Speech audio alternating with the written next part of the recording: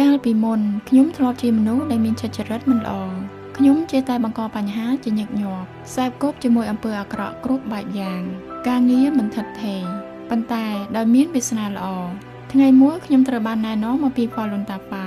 គឺជាមហាធម៌ជាន់ថ្នាក់ខ្ពស់នៃពុទ្ធវង្សដែលបូហាត់ចិត្តនិងកាយរហូតមកដល់ថ្ងៃនេះខ្ញុំបានបូហាត់ហ្វាឡុនតាហ្វាអស់រយៈពេល5ឆ្នាំមកហើយជាលទ្ធផលខ្ញុំបានកែលម្អខ្លួនឯងបានល្អប្រសើរជាងមុនច្រើនណាស់ហើយខ្ញុំអាចបញ្ចប់បាននៅការញៀនស្រានិងការញៀនបារីខ្ញុំខិតខំធ្វើតាមការបង្រៀនរបស់លោកគ្រូលីខ្ញុំរស់នៅក្នុងជីវិតប្រចាំថ្ងៃដោយអនុលោមតាមគោលសីលធម៌ទាំង3របស់ហ្វាឡុនតាហ្វាគឺសច្ចៈករុណាខន្តីខ្ញុំបានកែលម្អចិត្តចរិតខ្លួនឯងបានល្អប្រសើរជាងមុនច្រើនណាស់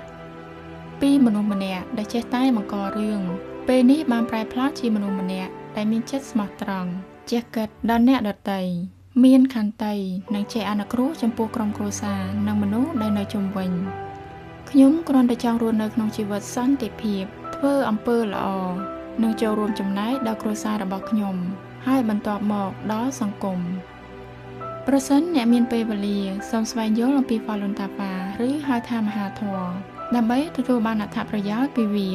និងជួបប្រទះនៃការផ្លាស់ប្រែជាវិជ្ជមាននៅក្នុងជីវិតរបស់អ្នកពីខ្ញុំបាទយ៉ាឡុងមកពីហៃឌួងប្រទេសវៀតណាម